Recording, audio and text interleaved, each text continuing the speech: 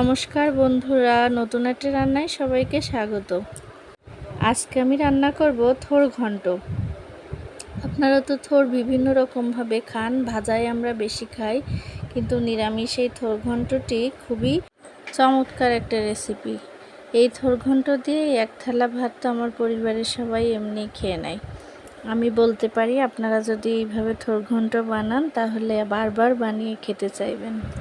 আমি প্রথমে 2 টুকরো থোড় নিয়ে নিয়েছি, তার খোসা ফেলে ভিতর থেকে আঁশ ফেলে কিভাবে থোড় কাটতে আপনারা তো জানেন। আমি কুচি কুচি করে থোড় কেটে নিয়ে তাতে নুন হলুদ মাখিয়ে বেশ আধা ঘন্টা মতো রেখে দিয়েছি, যাতে থোড়ের ভিতর থেকে এক্সট্রা যে জল আছে বের হয়ে যায় এবং থোড়টা নরম হয়ে যায়। তারপরে একটা মিক্সিং জারে আমি এর জন্য একটা মশলা করে নিয়েছি। 1 চামচ জিরে আর 1 ইঞ্চি পরিমাণ আদা আর 2টো শুকনো ঝাল একটু পেস্ট করে নিয়েছি। তারপরে বেশ কিছুটা পরিমাণ বাদাম আমি খালি কড়াইতে ভেজে নিয়েছি, নিয়ে এর খোসা বের করে নেব। তারপরে একটা কড়াইতে বেশ কিছুটা পরিমাণ তেল দিয়ে তাতে 1 চামচ জিরে, একটি শুকনো ঝাল, একটা তেজপাতা ফোড়ন দিয়ে নিয়েছি।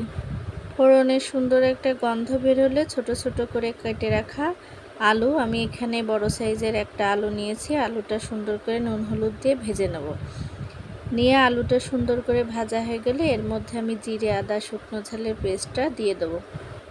তারপর এর ভিতরে একটু ধনে গুঁড়ো দিয়ে দিলাম, একটু হলুদ গুঁড়ো আর একটু নুন দিয়ে আমি এটাকে সুন্দর করে কষিয়ে নেব। কষাতে কষাতে এর ভিতরে আমি একটু বাদাম আর একটু কিশমিশ দিয়ে দেবো। বাদাম আর কিশমিশ দিয়ে মশলাটা সুন্দর করে কষানো হয়ে গেলে এটা থেকে যখন তেল বের হবে তখন আমি এর ভিতরে সেই আগে থেকে কেটে নুন হলুদ মাখিয়ে চটকে রাখা থোড়টা এর ভিতরে দিয়ে দেবো। আর বন্ধুরা, আমি এর ভিতরে নুনের স্বাদটাকে ব্যালেন্স করার জন্য 1 চামচ চিনি দিয়েছি। আপনারা যারা চিনি খেতে বা মিষ্টি পছন্দ করেন না তারা চিনি নাও দিতে পারেন। আপনারা চাইলে থোড়টা আগে থেকে একটু সিদ্ধ করে নিতে পারেন, যেহেতু এই থোড়টা ছিল খুবই কচি তাই আর আমি সিদ্ধ করিনি।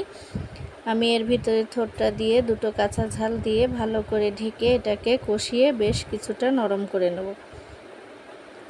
তারপরে কষানো হয়ে গেলে আমি এর ভিতরে পরিমাণ মতো জল আমি প্রায় 2 কাপ পরিমাণ জল দিয়েছি, দিয়ে আমি এটাকে ঢেকে দেবো।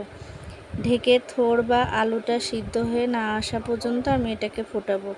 প্রায় মিনিট 5 মতো ফুটিয়ে নেব। নিলে আমার আলুটাও সিদ্ধ হয়ে গেছে, থোড়ও সিদ্ধ হয়ে গেছে। আমি এখানে থোড় ঘন্টে বেশি ঝোল রাখবো না, বেশ মাখা মাখা একটু শুকনো শুকনোই হবে। এবার ঝোলটা এই পর্যায়ে আমি একটু শুকিয়ে নেব।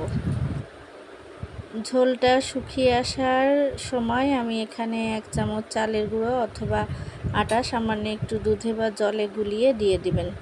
আমি এখানে একটু আটা গুলিয়ে দিয়ে দিয়েছি যাতে থোড়টা একটু নরম মাখা মাখা হয় ঝোলটা। তারপরে দিয়ে ফুটিয়ে নিয়ে আমি ঝোলটা কমিয়ে নিয়েছি। এবার নামানোর আগে এখানে আমি একটু 1 চামচ ঘি আর একটু গরম মশলা দেব, দিয়ে আমি একটু স্ট্যান্ডিং টাইমে ঢেকে রাখবো। ঢেকে রেখে এটা আমি নামিয়ে নিলেই হয়ে যাবে আমাদের থোড় ঘন্ট। বন্ধুরা, আমার এই থোড় ঘন্টের রেসিপিটা যদি ভালো লেগে থাকে আপনারা আমাকে সাবস্ক্রাইব করে এবং সাপোর্ট দিয়ে পাশে থাকবেন। আর সম্পূর্ণ ভিডিওটা দেখার জন্য আপনাদের সবাইকে অসংখ্য ধন্যবাদ। আর বেল আইকনটা চাপ দিয়ে রাখবেন, নতুন রান্নার ভিডিওর নোটিফিকেশন পৌঁছে যাবে আপনাদের কাছে।